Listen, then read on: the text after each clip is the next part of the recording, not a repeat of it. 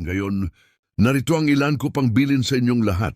Dapat magkaisa kayo sa isip at damdamin at magdamayan. Magmahalan kayo bilang magkakapatid. Maging maunawain at mapagpakumbaba kayo sa isa't isa. Huwag ninyong gantihan ng masama ang gumagawa sa inyo ng masama. At huwag din ninyong gantihan ng pang-iinsulto ang mga nang-iinsulto sa inyo. Ang dapat ninyong gawin ay manalangin na pagpalain sila ng Diyos dahil pinili kayo ng Diyos na gawin ito at upang pagpalain din niya kayo sapagkat sinasabi ng kasulatan, ang sinumang nagnanais ng maligaya at masaganang pamumuhay ay hindi dapat magsalita ng masama at iwasang magsabi ng kasinungalingan. Dapat lumayo siya sa masama at gawin ang mabuti.